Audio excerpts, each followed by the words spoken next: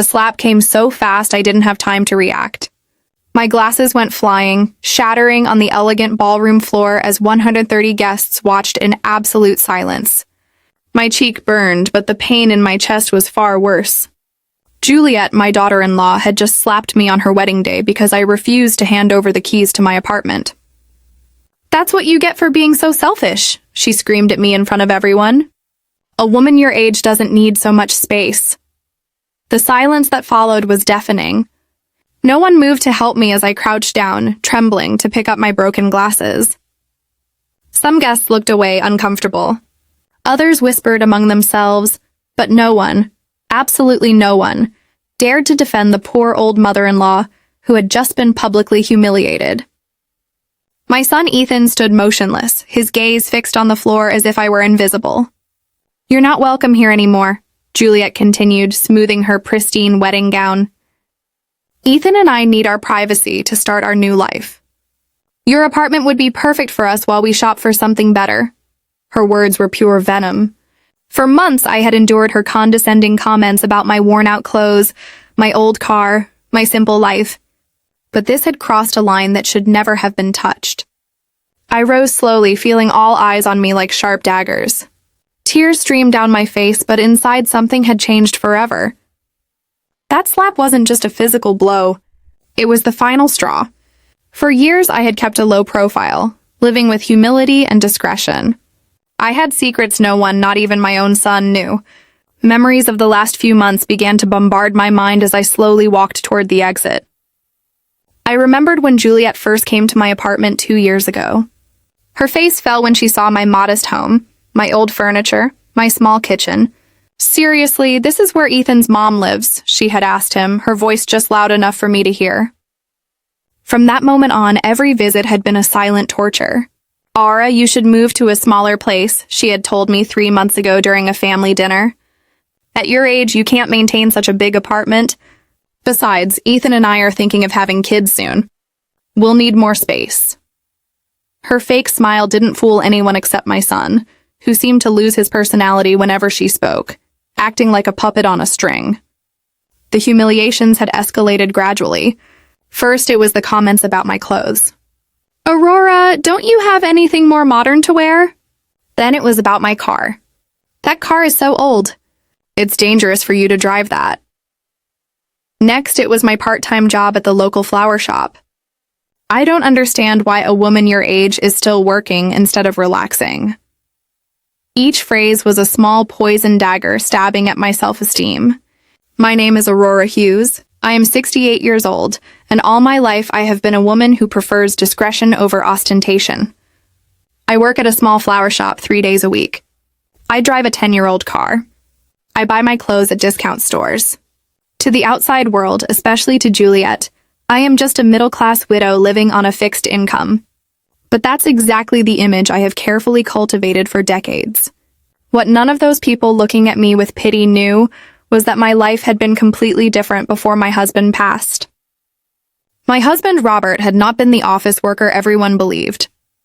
We had made a conscious decision to live modestly, to keep our true wealth a secret, to protect our family's privacy in a way that I now understood had been prophetic. As I walked out of the ballroom, the guests' conversations followed me like a toxic cloud. "Poor thing, she looks so fragile," whispered Juliet's aunt. "The bride is right." "That woman can't take care of herself anymore," added Ethan's cousin. "She should be in a retirement home, not living alone." Another guest commented with false compassion. Each word was like acid pouring on open wounds. The cool temperature of the ballroom's air conditioning contrasted sharply with the suffocating heat in my chest. My hands trembled as I fumbled for my cell phone in my worn black purse. A purse I had used for 5 years, not because I couldn't afford a new one, but because I had learned to value practicality over appearances, something my daughter-in-law would clearly never understand. I dialed a number I knew by heart, a number I hadn't used in over a year because I had naively hoped it would never be necessary. "Carlos, it's Aurora. I need you to come to the Royal Oaks Ballroom immediately. Yes, right now. Bring the documents you know about. It's time for them to know the truth." My voice trembled. but there was a firmness in it I hadn't felt in a long time. "Are you sure, Mrs. Hughes?" Carlos asked with his professional but concerned voice. "Once we do this, there's no turning back." I glanced back at the ballroom one last time, where I could see Juliet laughing with her friends, likely telling them how she had put her useless mother-in-law in her place. Ethan was by her side, smiling weakly, showing not a single ounce of remorse for what he had just witnessed. "Completely sure," I replied. 30 minutes, Carlos. No more." I hung up the phone and walked toward my car with determined steps. For the first time in years, I was going to drop the mask I had used to protect my family. For the first time, they were going to meet the real Aurora Hughes. And when that happened, when reality hit their perfect fake worlds, they would understand the true meaning of the word regret. The parking lot was quiet, lit by streetlights that cast long shadows between the cars. I sat in my old sedan and waited 30 minutes for their lives to change forever.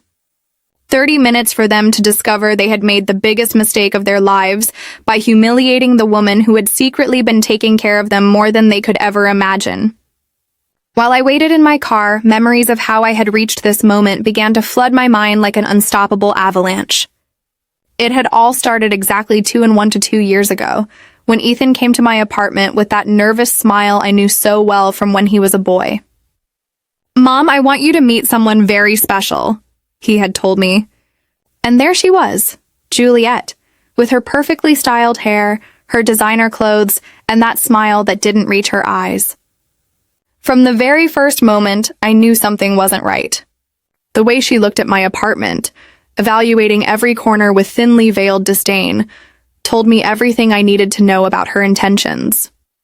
"How cozy," she had murmured as she looked at my second-hand furniture and my sun-faded curtains. Her tone suggested the opposite. Ethan, completely blinded by what he believed was love, didn't notice the condescension in her voice. That first dinner had been a silent disaster. Juliet barely touched the food I had lovingly prepared, claiming she was watching her figure. When I asked her about her family, she gave evasive answers, but not before asking me about my financial situation with a curiosity that I found alarming. "And how do you manage on a widow's pension, Aurora?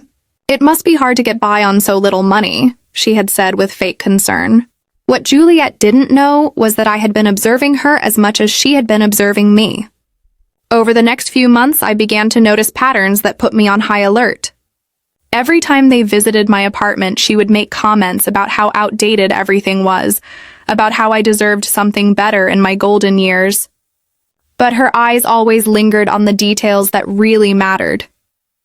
The prime location of the building, the panoramic view from my balcony, the size of the rooms.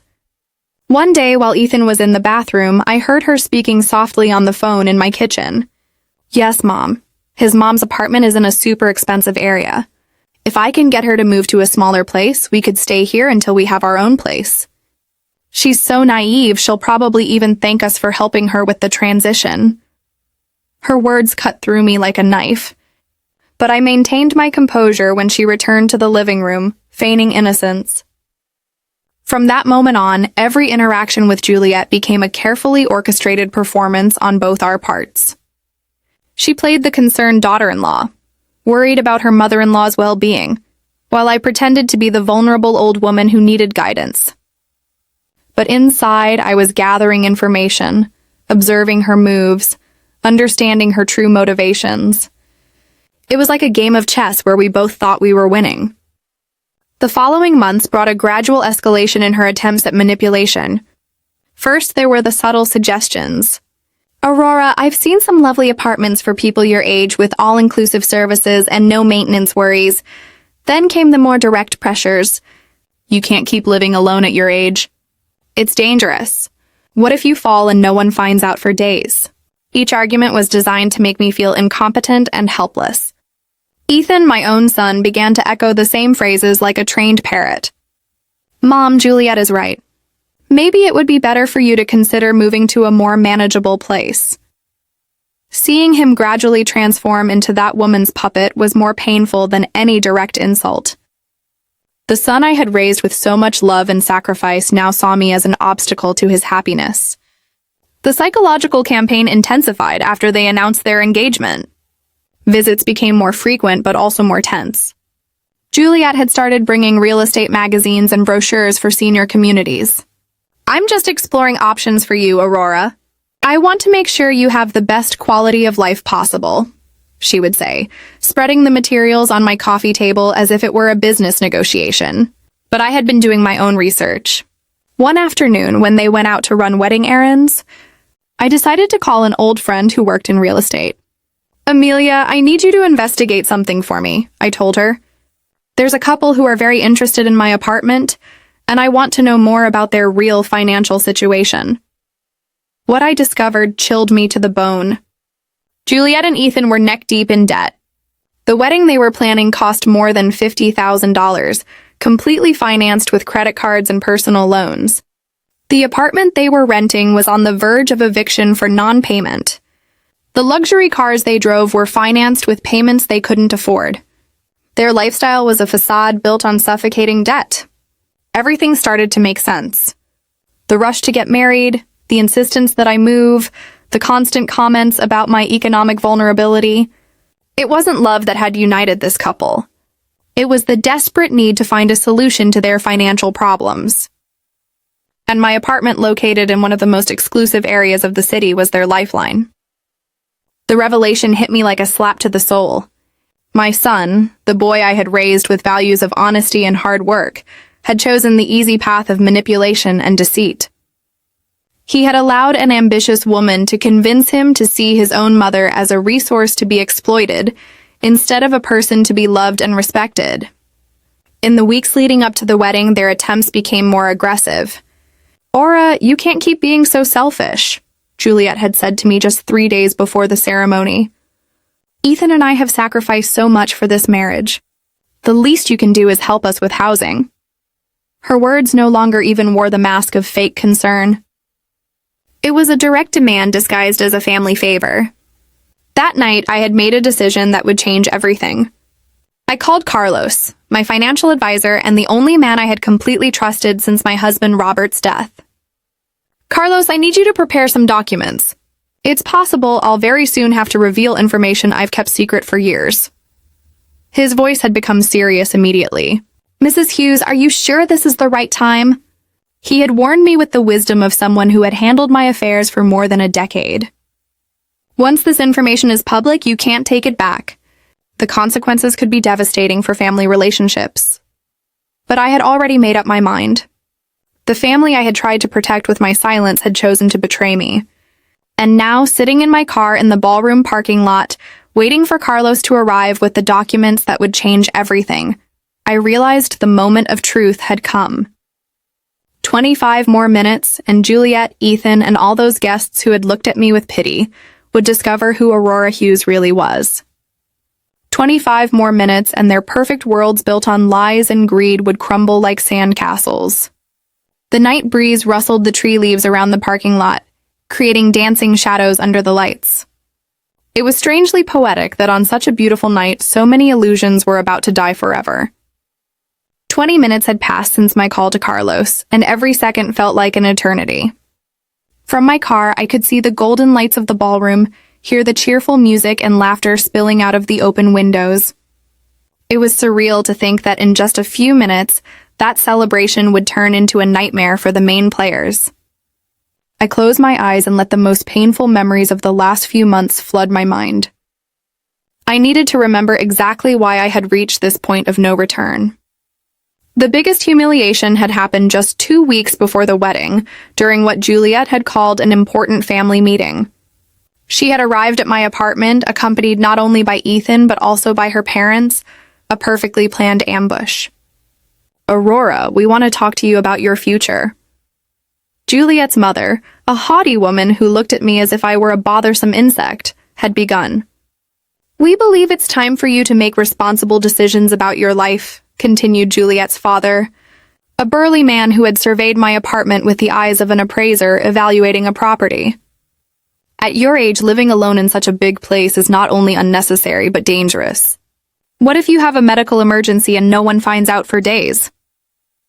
Their words were rehearsed, too perfect to be spontaneous. Ethan had remained silent throughout the conversation, nodding occasionally like a well-trained puppet. Seeing him there, sitting next to a family that treated me like an obstacle, was like watching the son I had raised die before my eyes. "Mom," he finally said in a voice I no longer recognized. "They're right. Juliet and I have been talking, and we think it would be better for everyone if you move to a place more appropriate for your age." "Appropriate for my age," I repeated, feeling the anger begin to boil inside me. "And who gets to decide what's appropriate for me? You?" Juliet's mother exchanged a knowing look with her husband, as if my words confirmed something they had already discussed. "Aurora, we understand this can be difficult to accept, but you must think about what's best for Ethan and Juliet.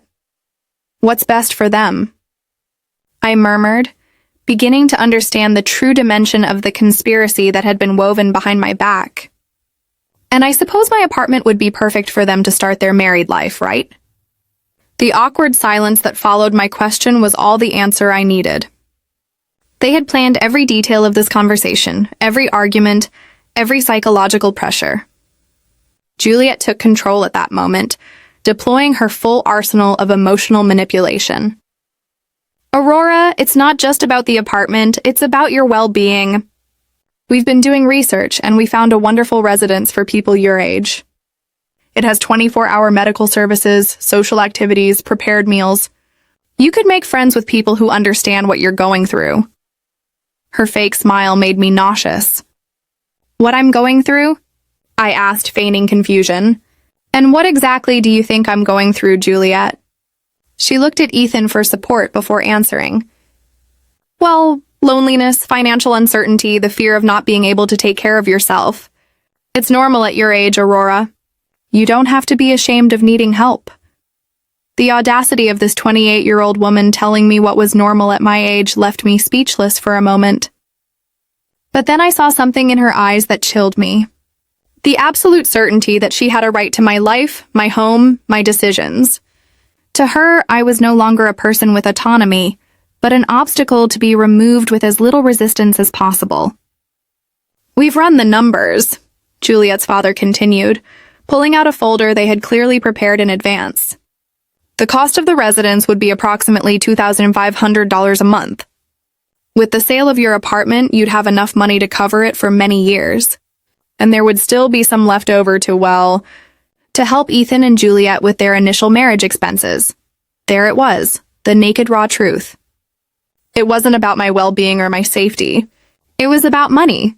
It was about converting my home into cash to finance their unsustainable lifestyle. "And if I refuse?" I asked, although I already knew the answer. "Aurora," Ethan said, his voice sounding rehearsed, "we hope it won't be necessary to take more drastic measures. But if your mental health deteriorates to the point that you can't make rational decisions," the implicit threat was crystal clear. "If I didn't cooperate voluntarily, they would seek legal ways to declare me incompetent." They had done their research. They had planned. They had prepared the ground to take everything I owned by force if necessary.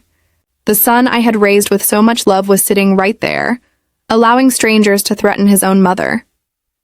That night, after they left with my firm refusal, I cried for the first time in years, not out of sadness, but for the definitive death of the illusions I had held about my family. I had called Carlos immediately. "I need you to investigate something urgently," I had told him through tears. "I want to know exactly what the real financial situation is for my son and his fiancée. Everything. Debts, income, liabilities, everything." The results of that investigation had been devastating. Ethan earned $45,000 annually as a sales manager, but had debts of more than $80,000 on credit cards. Juliet worked part-time as an image consultant, making maybe $4,000 a year, but spent as if she had an executive salary. Together, they owed more than $120,000, not counting the loans they had taken out for the wedding. The apartment they rented for $2,000 a month was 3 months behind on payments. The cars they drove were financed with payments that took up 60% of their combined income. Their main credit card was maxed out, and they had started using cash advances to pay other debts. They were in a financial freefall, and my apartment represented their only hope of salvation. But there was something else in Carlos's report that had completely broken my heart. For the past 6 months, Ethan had been regularly calling banks and insurance companies asking about loans against his elderly mother's property. He had been asking about legal procedures to obtain financial power of attorney over senior citizens. My own son had been planning my systematic dispossession for months. The most painful information had come at the end of the report. According to a private investigator Carlos had hired, Juliet had been telling her friends that she had sacrificed herself by getting engaged to an older, less attractive man because his mother had valuable properties and no competitive heirs. To her, marrying Ethan wasn't love. It was a strategic investment in my estate. That revelation had been the final straw. For weeks, I had considered simply revealing my true financial situation to them, thinking that maybe the shock would make them reconsider their behavior. But after reading that report, I understood that it wasn't about money or desperation. It was about a pure, calculated greed that had corrupted my son until he was unrecognizable. The days leading up to the wedding had been torture. Every phone call from Ethan was a new pressure to reconsider my position. Every visit from Juliet included poisonous comments about my stubbornness and selfishness. They had started to treat me as if I were already a senile old woman whose opinions didn't matter. The night before the wedding, Ethan had made his last attempt. "Mom, tomorrow is the most important day of my life. Please don't ruin it by being difficult. Juliet just wants what's best for all of us." His words had been the final confirmation that I had lost my son forever. The man who was getting married the next day was no longer the boy I had raised with so much love and sacrifice. And now, sitting in my car waiting for Carlos, I realized that everything had led to this inevitable moment. It wasn't about revenge or cruelty. It was about justice. It was about showing them the consequences of their actions. It was about teaching them that some lines should never have been crossed. 15 more minutes and everything would change forever. My hands trembled as I dialed the number for Joseph, my neighbor from the apartment next door, a 70-year-old man who had been a silent witness to all the tense visits of the last few months. "Joseph, it's Aurora. I need to ask you for a very important favor," I said, my voice shaking.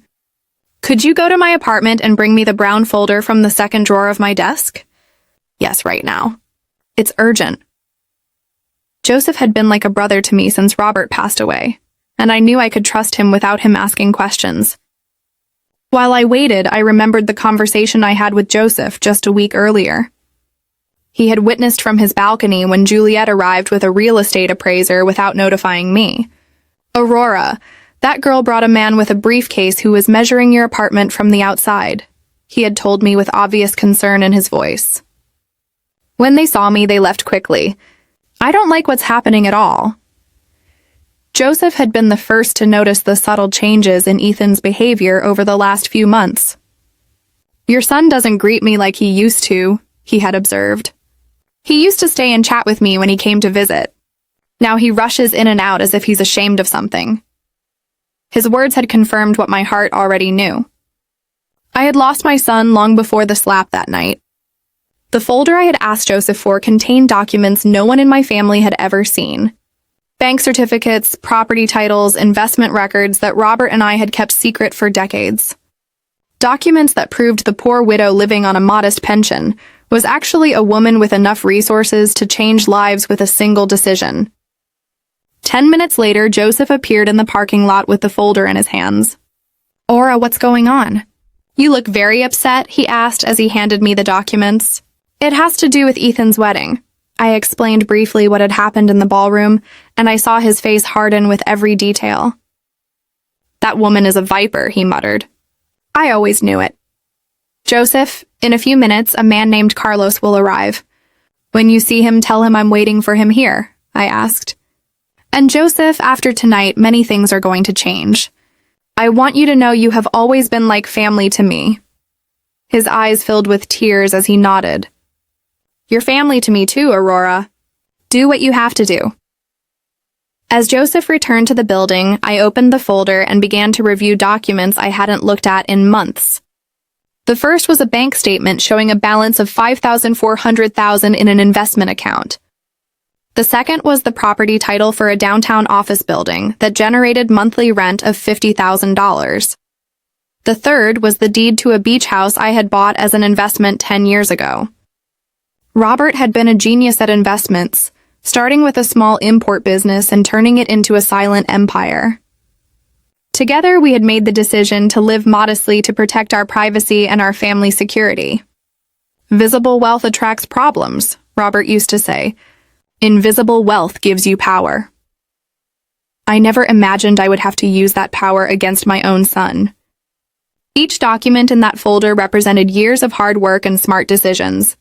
The flower shop where I worked 3 days a week wasn't because I needed the money, but because I liked to stay active and connected to the community. The old car I drove wasn't due to economic limitations, but because I had learned that unnecessary ostentation only brings problems. My apartment, the one Juliet so coveted, was actually the least valuable property in my portfolio. I had bought it not for its economic value, but for the memories it held. It was where Robert and I had spent our last years together, where we had planned our future, where he had passed away in my arms after a brave battle with cancer. But there was something else in that folder that would change everything for Ethan and Juliet. For the last 3 years, since my son had started having financial problems, I had been secretly paying many of his debts. The credit card payments he thought came from a work bonus were actually coming out of my account. The special discount on his rent that he had negotiated with his landlord was money I transferred monthly. Without Ethan knowing, I had been subsidizing his irresponsible lifestyle for years. The luxurious apartment he lived in, the car he drove, even some of the expenses for the wedding that was taking place at that very moment, had been made possible by my secret financial support.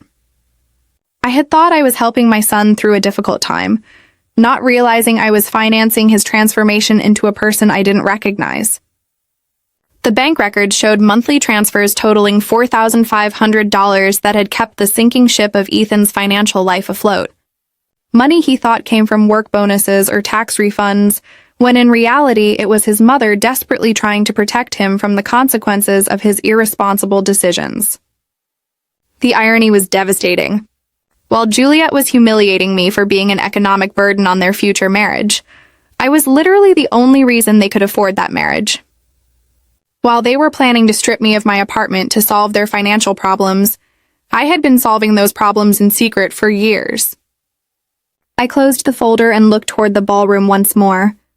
The lights were still shining. The music was still playing. The guests were still celebrating. But in less than 5 minutes, Carlos would arrive with the final documents I needed.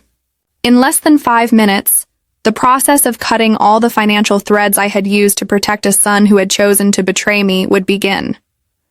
This is not revenge, I reminded myself. This is justice. This is about teaching them that actions have consequences, that greed has a price. That family is not something you can sell for economic convenience. I had tried to protect Ethan from reality for too long, and that protection had corrupted him until he was unrecognizable. Headlights of a car approached the parking lot, illuminating the night with a white light that momentarily blinded me. It was Carlos, punctual as always, arriving with the documents that would change everything forever. I got out of my car and walked toward him, feeling how each step took me further away from the Aurora I had been, and closer to the woman I needed to become. "Mrs. Hughes," Carlos said as he got out of his car, a legal brief under his arm. "Are you completely sure about this? Once we go in there will be no way to undo what is about to happen." I looked toward the ballroom one last time, where my son and his new wife were probably still celebrating their victory over the useless old woman they had just humiliated. I have never been more sure of something in my life, Carlos. It's time for them to meet the real Aurora Hughes. Carlos opened his folder under the parking lot light and began to show me the documents he had prepared with his characteristic efficiency. "Mrs. Hughes, here is the order for the immediate suspension of all bank transfers you have been making in Ethan Hughes's name," he said, pointing to the first paper. "Also, here is the notice of cancellation of the lease agreement that you had confidentially guaranteed. The landlord will receive this document tomorrow morning." I took the papers with trembling but determined hands. Each document represented a thread that I had carefully woven for years to protect my son. And now I was cutting those threads one by one. And the payment for the ballroom? I asked, although I already knew the answer. Cancelled? Carlos confirmed. The deposit you had guaranteed will be withdrawn tonight. They will have until tomorrow to find an alternative form of payment. The magnitude of what I was about to do hit me like a cold wave. For 3 years, I had been the invisible safety net that had kept Ethan and Juliet's lives afloat. The apartment they lived in, the car he drove, even the wedding that was taking place at that very moment had all been made possible by my secret financial support.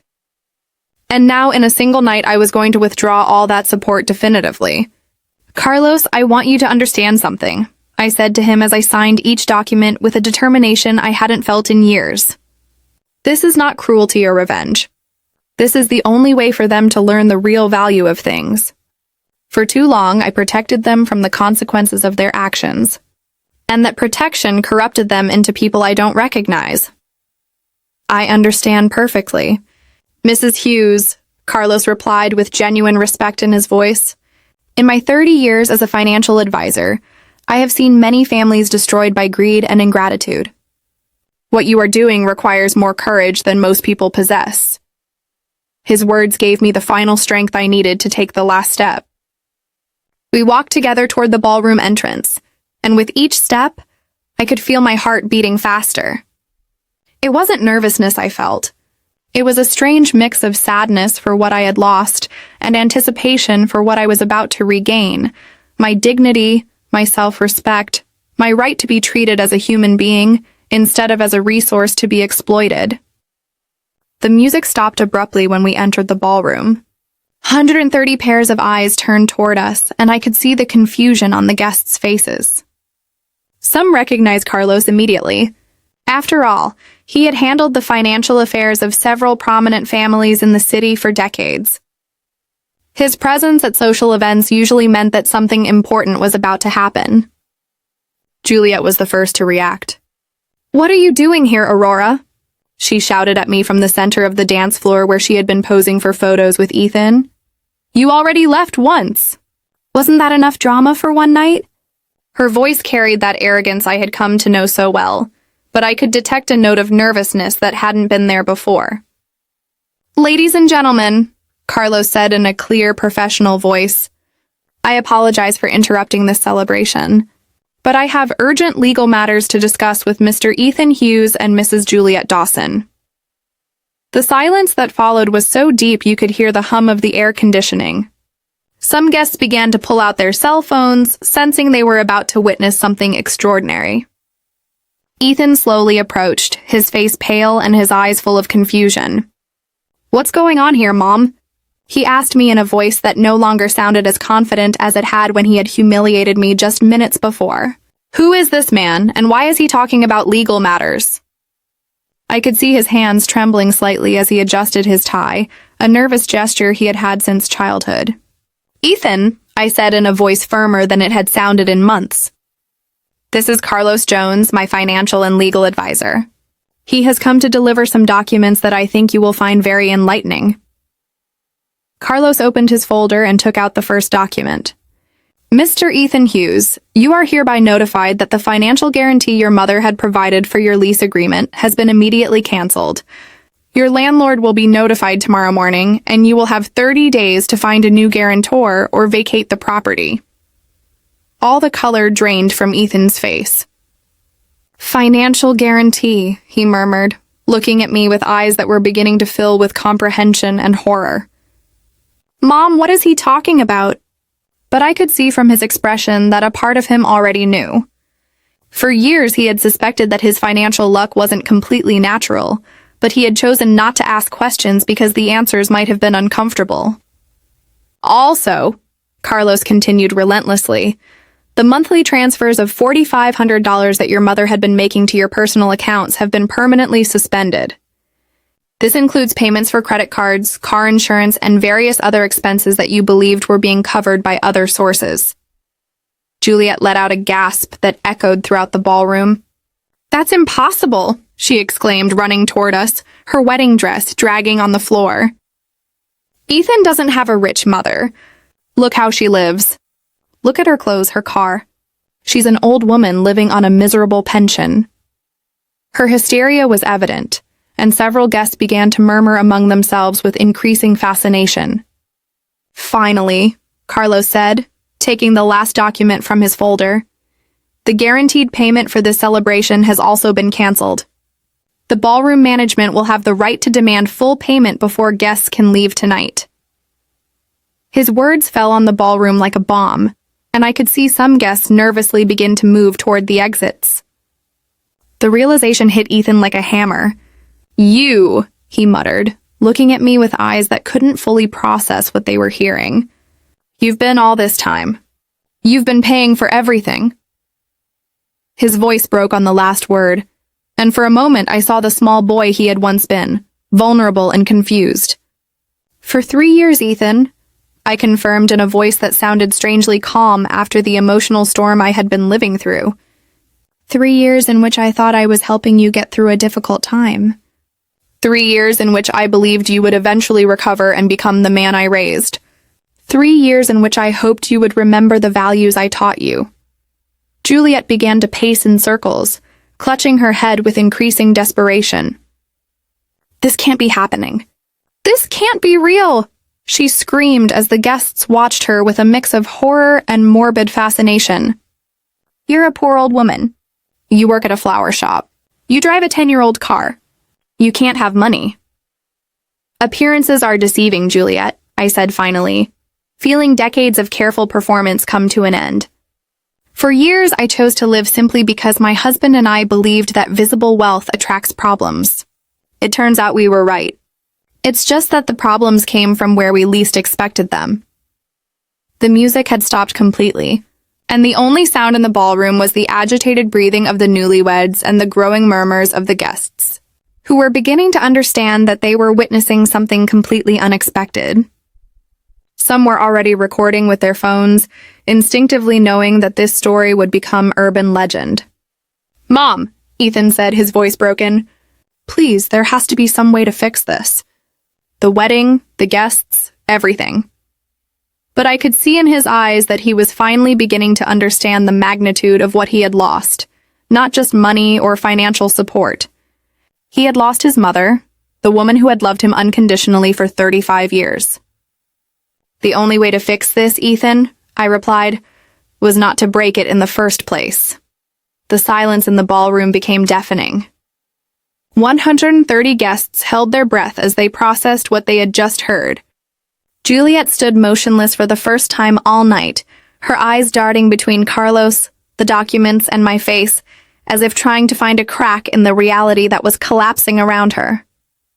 Ethan just stared at me with an expression I will never forget, a mixture of shock, belated comprehension, and absolute horror.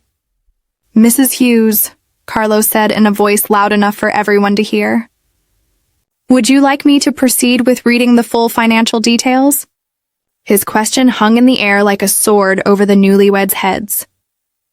I could see several guests moving closer, fascinated by the drama unfolding before their eyes.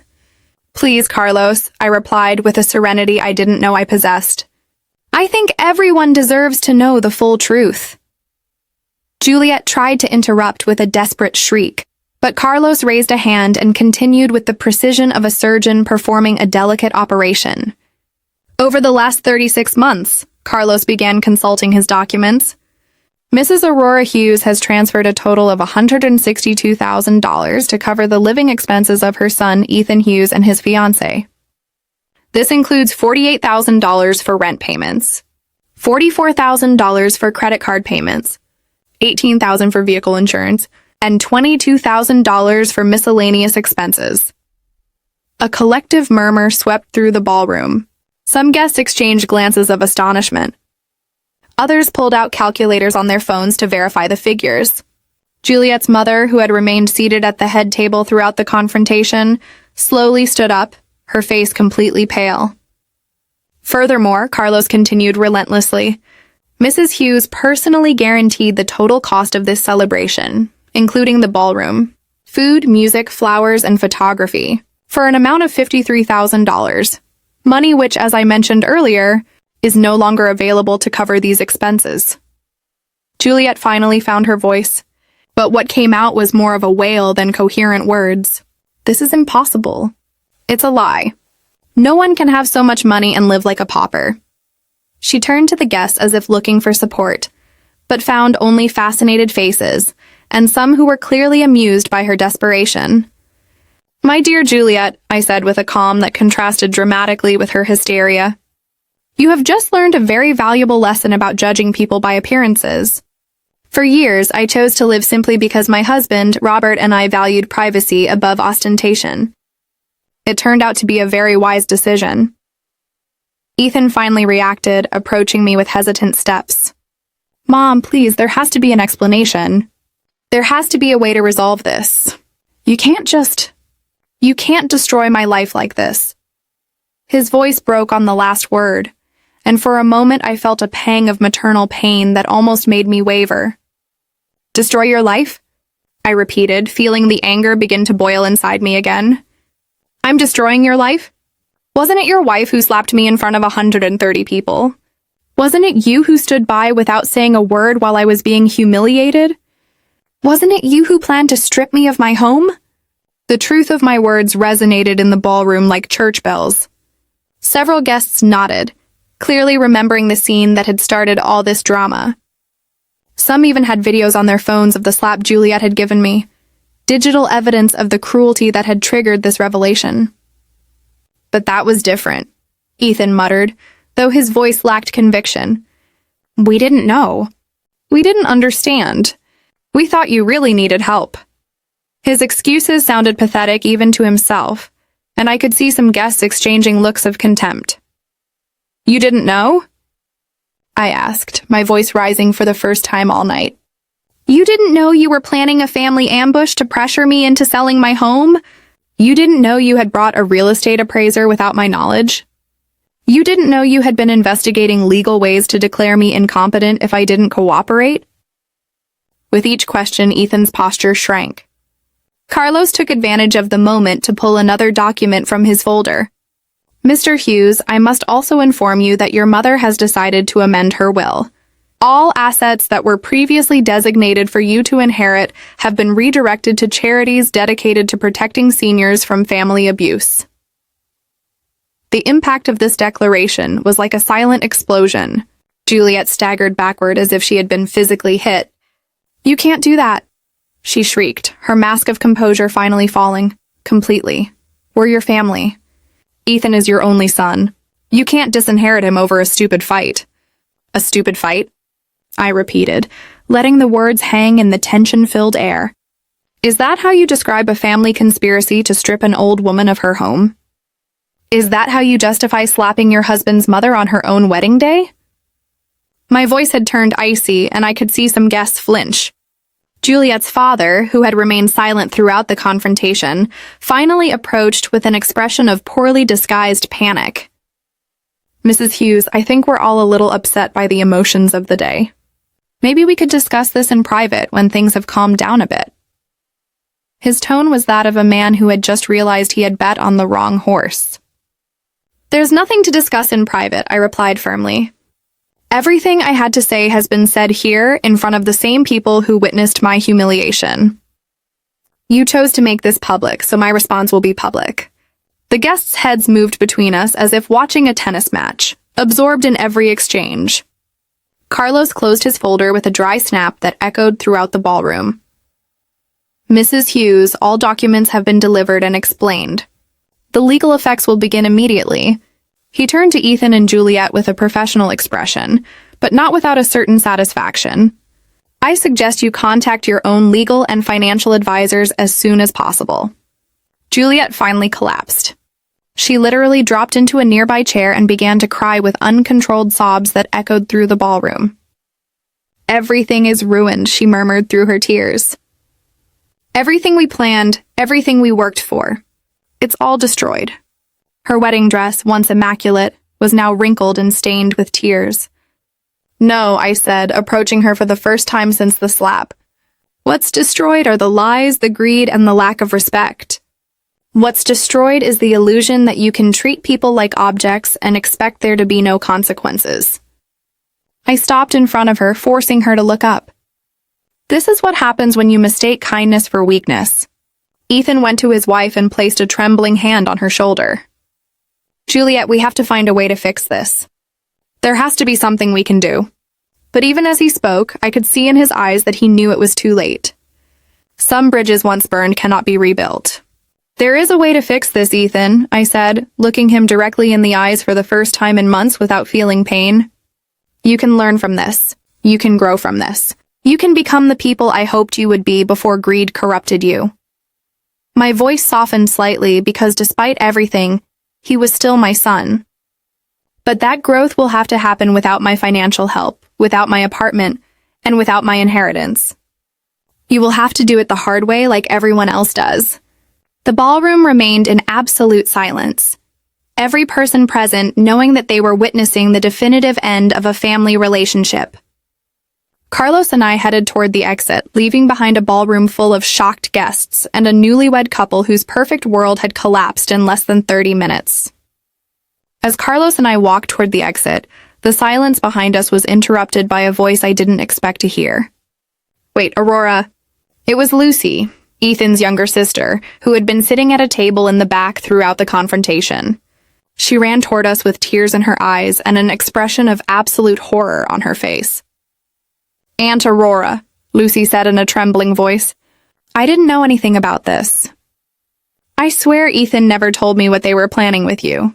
Lucy had always been my favorite niece. A 29-year-old who worked as a teacher and had maintained a close relationship with me even after Ethan had distanced himself. If I had known what they were going to do to you, I would have tried to stop them. I stopped and looked at her, seeing in her eyes the same honesty I had known since she was a little girl. I know, Lucy, I said softly, placing a hand on her cheek. You have always been different. You've never seen people as opportunities or resources to be exploited. Her tears fell harder as she nodded, clearly devastated by her brother's actions. But why did you never tell us about the money? Lucy asked with genuine confusion. Why did you keep all this a secret for so many years? It was a question that deserved an honest answer, especially coming from someone who had always treated me with respect and genuine love. Because your Uncle Robert and I learned a long time ago that money changes people, I explained as some guests discreetly moved closer to listen. We have seen families destroyed by inheritances, friendships ended by loans, and children who see their parents as walking pensions. We decided to live simply to protect the relationships that really mattered. Lucy nodded slowly, beginning to understand the wisdom behind my decisions. But Ethan, he was different before. When we were kids, he would have defended anyone who hurt you. What happened to him? Her question contained all the pain of a sister who had watched her brother transform into someone unrecognizable. What happened to him was Juliet, I replied with sadness but without bitterness. What happened to him was greed disguised as love, ambition without values, and me in my effort to protect him, depriving him of the chance to learn important lessons about responsibility and consequences.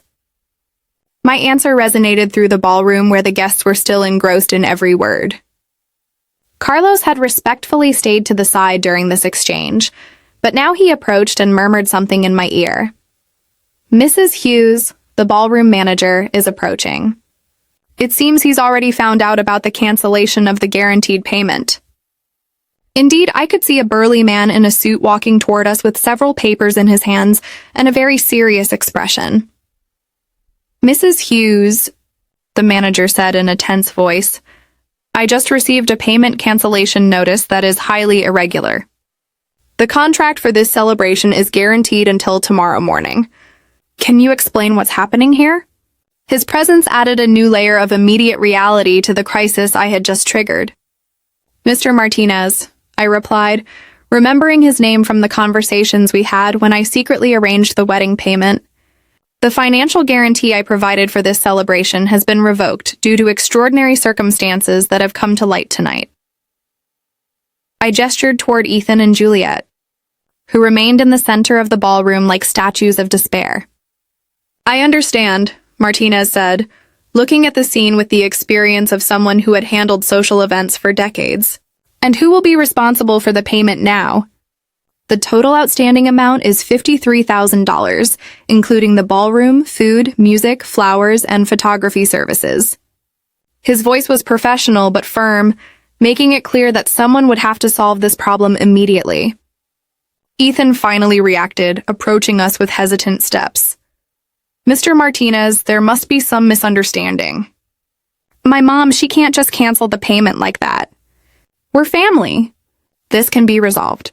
His voice carried a desperation I had never heard before. The desperation of a man who finally understood the magnitude of his situation.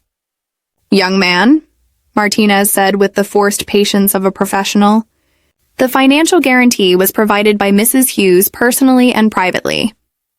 She has the legal right to withdraw that guarantee at any time. I now need someone to provide an alternative form of payment immediately, or I will be forced to suspend the event. Juliet approached, stumbling, her wedding dress now completely disheveled and her makeup smeared with tears. You can't do this, she yelled at Martinez. It's our wedding day.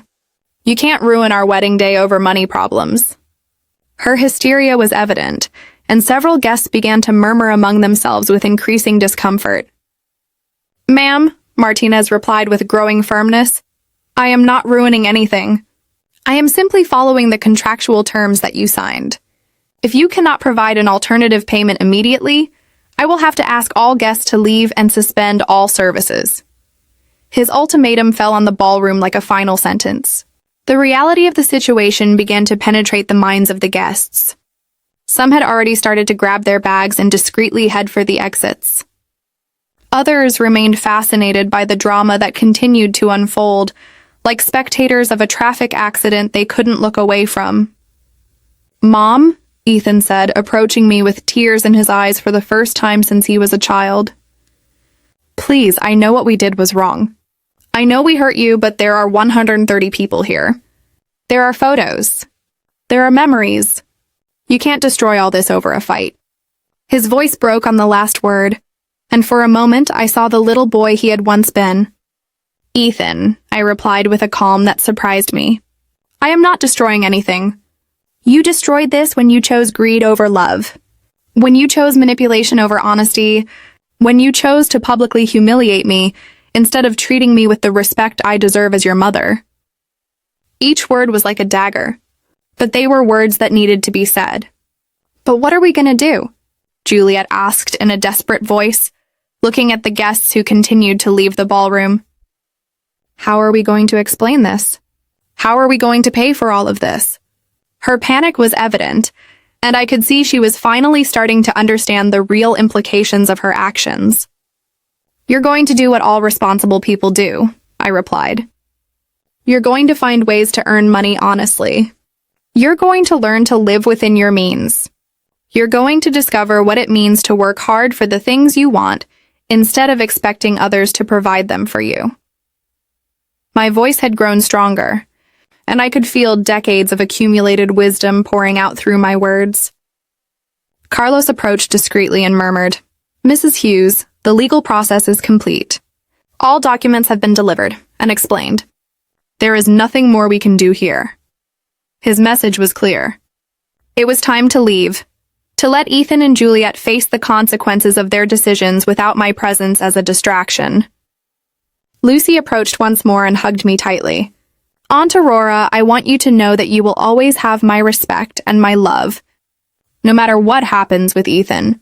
Her words were like a balm for my wounded heart, reminding me that not all family had been corrupted by greed. And you will always have mine, Lucy, I replied, returning the hug. Remember this night when you make important decisions in your life. Remember that character is defined not by what we have, but by how we treat the people we love. Her tears soaked my shoulder as she nodded, completely understanding the lesson that was unfolding before her eyes. Martinez approached again, this time with greater urgency. Ladies and gentlemen, I need an immediate resolution. I have other commitments tonight, and I cannot keep staff here indefinitely without a guarantee of payment. His professional patience was finally running out, adding additional pressure to an already desperate situation. "You have my phone number," I said to Ethan and Juliet for the last time. "When you are ready to have a real conversation about respect, values, and responsibility, when you have learned what it means to earn things for yourselves, when you can look me in the eye and offer me a genuine apology for what you did to me tonight, then we can talk. But for that," I added, looking at them directly, "first you will have to find a way to solve the mess you created here all on your own." With those words, I turned and walked toward the exit with Carlos, leaving behind a ballroom full of chaos, despair, and the harsh reality of deserved consequences. 3 days after the wedding, my apartment had become a refuge of peace I hadn't experienced in years. Joseph had come over every morning with coffee and pastries from the local bakery, making sure I was okay after what he called the night Aurora reclaimed her dignity. His visits had been a balm for my soul, reminding me that I still had chosen family who valued me for who I truly was. The phone had rung incessantly for these 3 days. Ethan had called 37 times, leaving messages that evolved from initial anger to desperate pleading. Juliet had sent 14 text messages, each more hysterical than the last. Her parents had shown up at my door twice, demanding that I fix the mess I had caused, but I had held my ground with a calmness that surprised even myself. Carlos arrived that morning with news that, while expected, was devastating in its full scope. "Mrs. Hughes," he had told me as we drank tea on my balcony, "I have received reports from all fronts. Ethan and Juliet were evicted from their apartment yesterday morning. The ballroom has initiated legal proceedings to recover the $53,000 owed. Their credit cards have been canceled for non-payment." "And where are they living now?" I had asked, although a part of me already knew the answer. "With Juliet's parents," Carlos replied. "Apparently, it's a 2-bedroom apartment where 3 people already live. The situation is tense, according to my sources." His expression suggested that tense was a very conservative description of reality. That afternoon, while I was watering my plants on the balcony, I saw a familiar car park in front of the building. It was Lucy, but this time she wasn't alone. With her was Amelia, my old friend from the real estate sector, and to my surprise, Joseph got out of the back seat. "Aura!" Lucy yelled from the sidewalk. "We need to talk to you. There are things you need to know." When they arrived at my apartment, their faces wore a mixture of urgency and concern that immediately put me on alert. "At Aurora," Lucy began, "I've been investigating some things since the wedding night. Things I think you need to know before it's too late." She sat on my couch with a folder in her hands that looked as official as the one Carlos had carried to the ballroom. "Too late for what?" I asked, pouring her some tea while trying to stay calm. Amelia cleared her throat and spoke for the first time. "Aurora, for the last 3 days, I've been doing some digging into Ethan and Juliet's financial situation. What I found goes beyond what any of us imagined. They had been planning this for more than a year," Amelia continued, opening the folder to reveal documents that made me feel sick to my stomach. I found evidence that Juliet had been consulting with lawyers specializing in mental competency cases for seniors. They had a detailed plan to legally declare you incompetent and gain control over all your properties. Joseph, who had remained silent until then, leaned forward with a grave expression. "Aurora, there's more. That night after you left the ballroom, I overheard Juliet talking on the phone with someone.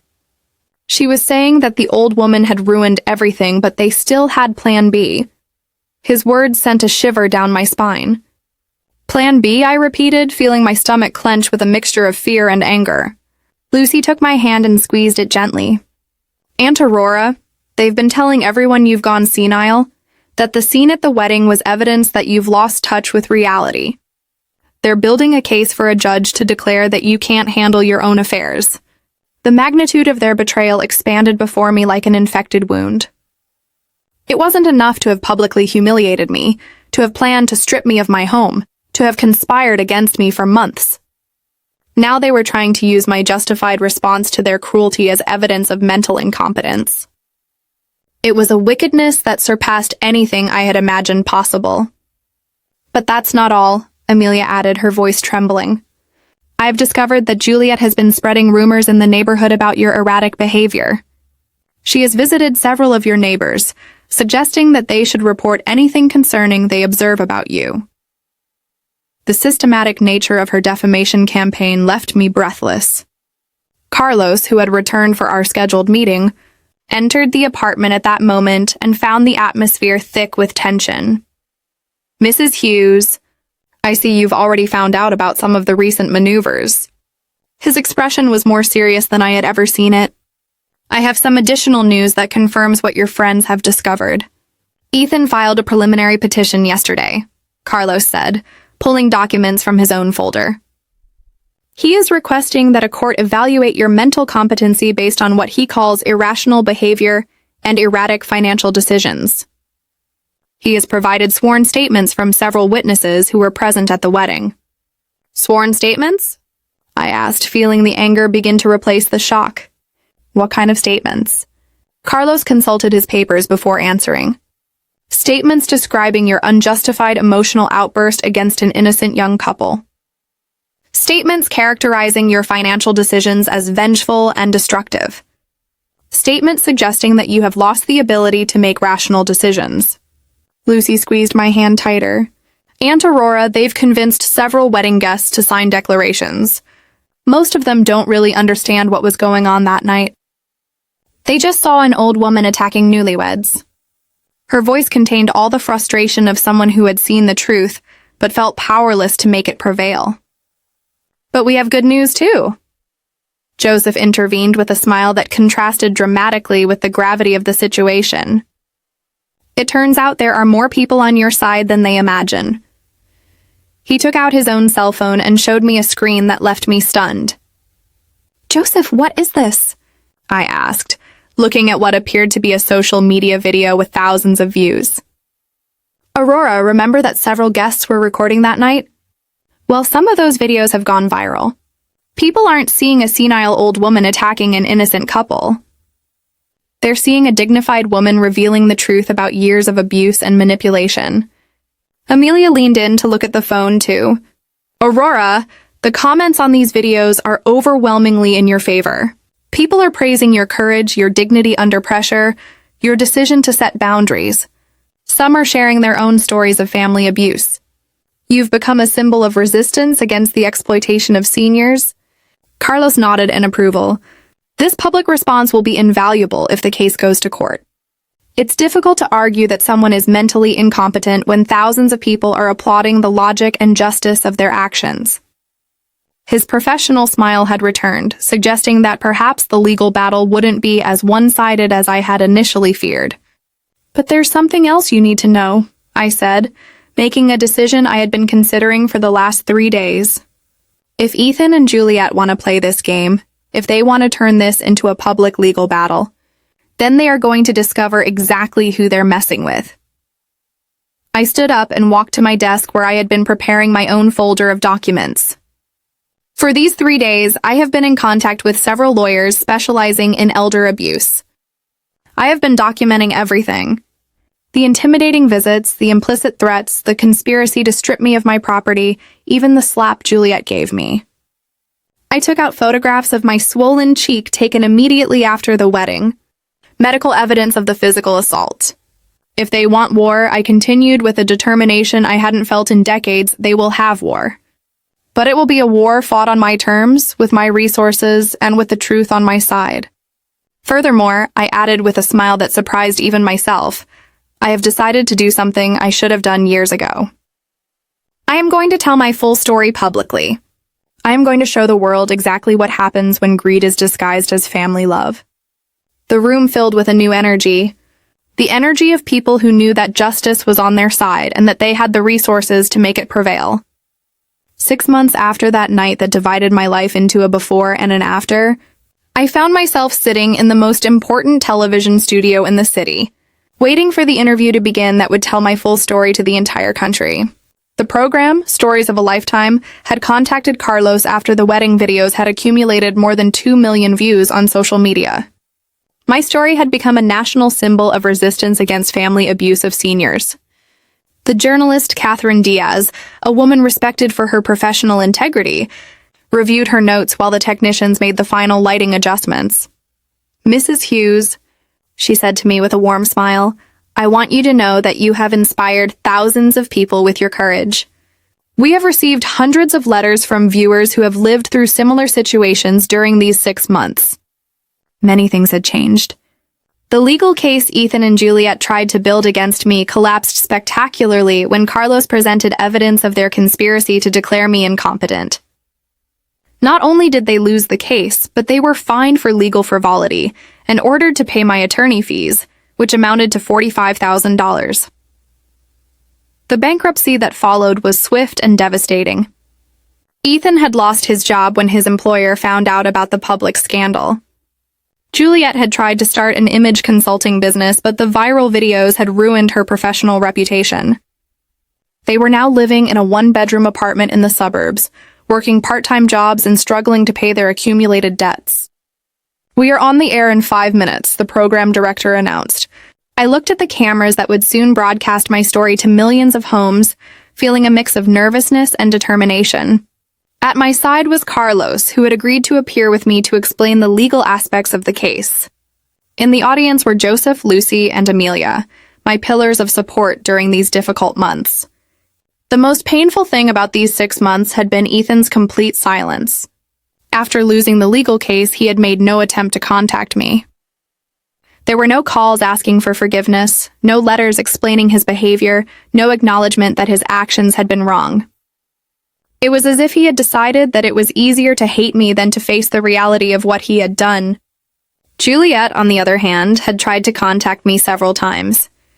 Her messages had evolved from legal threats to desperate pleas for financial help. The last message received just 2 weeks earlier said, "Aurora, I know we made mistakes, but we're family. Ethan is sick with stress and I'm pregnant. Please, you can't let your grandchild grow up in poverty." The news of the pregnancy had been like a dagger to my heart. I was going to be a grandmother, but my grandchild would grow up in a home filled with resentment toward me. However, I had learned the most difficult lesson of my life. I couldn't save people who didn't want to be saved. Trying to do so only perpetuated their destructive behavior. "Mrs. Hughes, we'll start in 30 seconds, Catherine informed me. I took a deep breath and thought of all the people who had written to me after seeing the videos, telling me their own stories of family abuse. Seniors whose children had taken control of their finances. Parents emotionally blackmailed by irresponsible adult children. Grandparents threatened with not seeing their grandchildren if they didn't provide financial support. We are live in 3, 2, 1. The red light on the camera came on and Catherine began with an introduction she had rehearsed perfectly. "Good evening and welcome to Stories of a Lifetime. I am Catherine Diaz, and tonight we have with us Aurora Hughes, a 68-year-old woman whose story has shocked the nation and put the issue of family abuse against seniors at the center of a national debate." "Mrs. Hughes," Catherine continued, turning to me, "6 months after the events at your son's wedding, how does it feel to know that your story has inspired so many people?" Her question was direct but compassionate, allowing me to start on my own terms. "I feel grateful," I replied, feeling my voice stabilize as I spoke. "Grateful that something as painful as the loss of my relationship with my son has served to help other people in similar situations. For months I felt lonely and confused, wondering if I was the one who was wrong. Now I know that what I went through is more common than any of us would like to admit." Catherine nodded and consulted her notes. "Tell us about the years leading up to that night when you started to realize that something wasn't right in your relationship with your son and his fiancée." It was the question I had been waiting for. The opportunity to explain how emotional and financial abuse develops gradually, almost imperceptibly. It started with small things, I explained. Remembering those early signs I had ignored out of love. Comments about my age, suggestions that I could no longer take care of myself, subtle pressures for me to make decisions that truly benefited them. Family abuse rarely begins with blows or shouting. It begins with the slow erosion of your self-confidence, with making you question your own reality. Carlos leaned forward to add legal context. What Aurora describes is a classic pattern we see in elder abuse cases. The perpetrators, especially when they are family members, use psychological manipulation tactics before proceeding to more direct forms of coercion. It's insidious because it's disguised as loving concern. And the moment of the revelation, Catherine asked, "When did you decide to expose the truth about your financial situation?" It was the question I knew would come, the one that required me to explain the most difficult decision of my life. "The slap," I replied simply. "When Juliet slapped me in the middle of the ballroom in front of 130 people for refusing to hand over the keys to my apartment. I knew she had crossed a line I couldn't ignore. In that moment, I understood that it was no longer about protecting my family from the consequences of their actions. It was about protecting myself from continuing to be abused." The interview continued for 45 minutes, covering all aspects of my story. I talked about the decision to live simply to protect my privacy, about the years of secret financial support I had provided, about the conspiracy to declare me incompetent, and about the legal battle that followed. Each answer was designed not only to tell my story, but to educate others about the warning signs and available resources.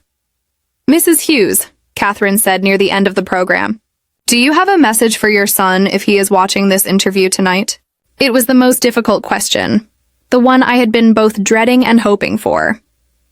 I looked directly into the camera, knowing there was a chance Ethan was watching. "Ethan, if you are listening to this, I want you to know that I still love you. I will always love you because you are my son. But loving someone doesn't mean allowing them to abuse you. Loving someone doesn't mean sacrificing your dignity for their convenience. Loving someone doesn't mean becoming a victim of their greed. The doors to my heart will always be open for you," I continued, feeling tears begin to well up in my eyes. "But only if you can walk through them as the honorable man I tried to raise you to be. Only if you can look me in the eye and accept full responsibility for your actions. Only if you can show that you have learned that family is built on love and respect, not on opportunism and manipulation." And for all the people watching this who recognize their own story in mine, I added, addressing the broader audience, "I want you to know that you have the right to be treated with dignity, no matter your age. You have the right to make your own decisions about your money, your home, your life. You have the right to set boundaries with family members who treat you badly, and you have the right to seek help when those boundaries are violated." When the cameras turned off, the studio erupted in applause from the production crew. Catherine hugged me with tears in her eyes. "Aurora, that was one of the most powerful interviews I have ever done. It's going to change lives." Carlos nodded proudly, knowing we had achieved something bigger than winning a legal case. That night, as I drove back to my apartment with Joseph, Lucy, and Amelia, I felt more at peace than I had been in years. I had told my story. I had defended my truth. And I had used my pain to help others. No matter what the future held with Ethan, I knew I had done the right thing. "Aurora," Lucy said from the back seat, "I am so proud of you. You have turned the worst experience of your life into something that will protect thousands of people." Her words resonated in my heart as we arrived home. The apartment that Juliet had once coveted now truly felt like a home again. Not because I had won a legal battle, but because I had finally learned to value myself enough to demand the respect I deserved. I had discovered that sometimes the only way to save a relationship is to be willing to lose it. And as I prepared for bed that night, I knew I had set the most important example of my life. That it's never too late to stand up for yourself. That you are never too old to demand dignity, and that true love sometimes requires the most difficult decisions. My story had ended, but my life was just beginning again. 2 years have passed since that night that divided my life into a before and an after. As I write these lines, I am sitting on the same balcony where I used to water my plants and reflect on the silent humiliations I thought I had to endure out of a mother's love. How different the world looks when you finally find the courage to put a price on your dignity. The morning began like all of them have for the last 18 months with a call from Carmen, the coordinator of the Aurora Hughes Foundation for the Protection of Seniors. Yes, I decided to use my name for the charitable organization I founded with part of my redirected inheritance. "Aurora, we have 23 new cases this week," Carmen informed me with that mixture of sadness and determination that characterizes those of us who work in this field. All similar patterns. Adult children pressuring older parents for property or money. Every case that comes across my desk is like looking into a mirror of the past. Yesterday, I reviewed the file of a 72-year-old woman whose daughter convinced her to sell her house for her own good, only to discover that the money financed a failed business and a vacation in Europe. The day before yesterday, it was a 69-year-old man whose twins emotionally blackmailed him. If you don't lend us $50,000, you will never see your grandchildren again. The irony is not lost on me. I have turned my worst personal experience into my most meaningful life purpose. The foundation has helped more than 400 seniors regain control over their finances, their properties, and most importantly, their self-esteem. We have specialized lawyers, social workers, psychologists, and a support system that I wish I had had when I felt so lonely and confused. Joseph is still my dearest neighbor, although he is now also my foundation's vice president. His 72 years are filled with a renewed energy since he started giving lectures on how to detect family manipulation. Aurora, he told me last week as we were reviewing cases, I never thought my golden years would include becoming a detective for dysfunctional families, but it's the best adventure I've ever had. Lucy moved into the apartment next door a year ago. After her divorce from a marriage that had lasted only 8 months, she decided she needed to be close to the bravest person she knows. Working as the foundation's educational director has given her a purpose she never found in her career as a traditional teacher. Aunt Aurora, she tells me frequently, you taught me that sometimes real family doesn't come from blood, but from those who choose to respect you unconditionally. The success of my public story has brought unexpected consequences. The book I wrote with the help of an investigative journalist became a national bestseller. When Love Hurts, An Elderly Woman Fights Back has sold more than 200,000 copies. And all the royalties go directly to the foundation. The letters I receive from readers are living testimonies that my experience resonated in thousands of homes where silence had been the norm. Carlos is still my financial advisor, but now he is also the foundation's principal accountant. His experience in handling the legal aspects of my confrontation with Ethan has become an invaluable asset in helping others in similar situations.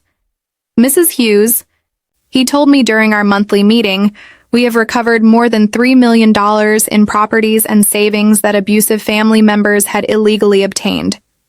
The question everyone asks me, the one that comes up in every interview and every deep conversation, is if I miss Ethan. The answer is complex and painful. I miss the child he was, the young man who had shown flashes of kindness and honor. I miss the illusion of the family I thought we had, but I don't miss the last few years of manipulation, emotional blackmail, and systematic disrespect. Ethan tried to contact me exactly 3 times during these 2 years.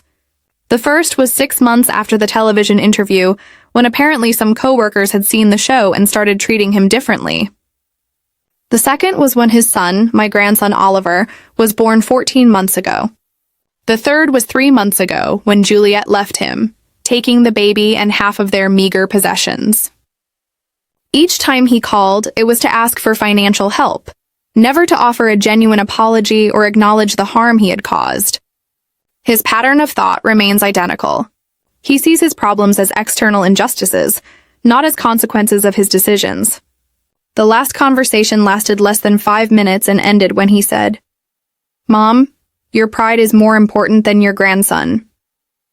I replied with a clarity that surprised me. "Ethan, my dignity is exactly as important as my grandson, and I hope that one day he learns that lesson better than you did."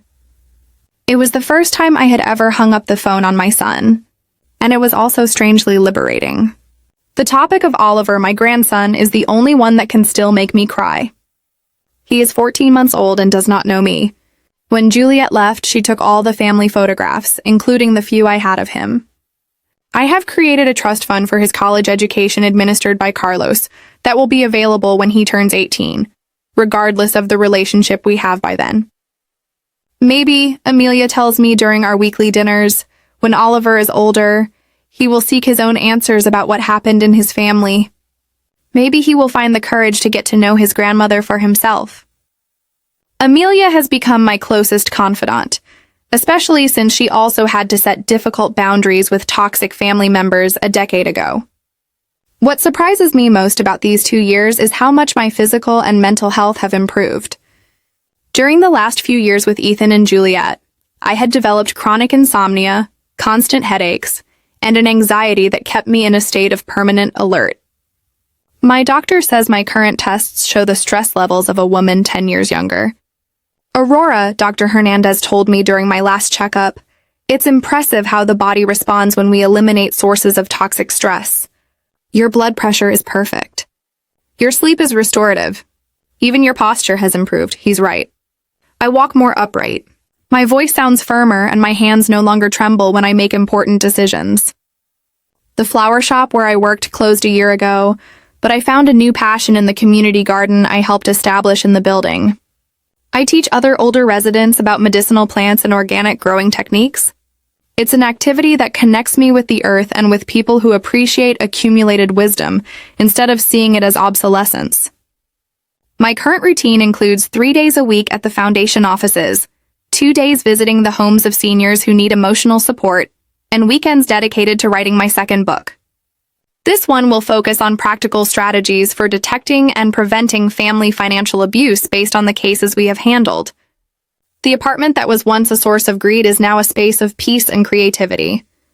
I have converted Ethan's old room into an office where I receive people who need guidance. The walls are filled with thank you letters, photos of families we have helped reconcile in a healthy way, and diplomas from the universities where I have given lectures. One of the most rewarding experiences of this period has been becoming a mentor to other older women who are facing similar situations. Margaret, 74 years old, came to the foundation 6 months ago after her son sold her car without permission to pay off gambling debts. We worked together for 3 months, and last week she sent me a photo of her smiling in her new car, which she bought with her own savings after recovering the money legally. Aurora Margaret wrote to me in her letter, "You taught me that setting boundaries is not cruelty, it's survival. You taught me that self-love is not selfishness, it's a necessity. You taught me that it's never too late to stand up for yourself." Her words reminded me why all this pain was worth it. Reflecting on these 2 years, I understand that my story does not have the traditional happy ending where the whole family reconciles and we live happily ever after. But it has something better. It has authenticity, reclaimed dignity, and a purpose that transcends my personal pain. I have learned that sometimes the greatest demonstration of self-love is to walk away from those who insist on hurting you. If I could send a message to the past, to the Aurora who walked into that wedding ballroom 2 years ago, I would say to her, have courage. What is about to happen will be painful. But on the other side awaits a life more authentic than you ever imagined possible. Peace awaits you. The peace that comes from knowing you will never again allow anyone to treat you as if you are disposable. Tonight, as I finish writing these reflections, I look toward the future with renewed hope. Tomorrow, I have a meeting with senators to discuss new legislation to better protect seniors from family abuse. Next week, I am inaugurating the Foundation's 3rd regional center.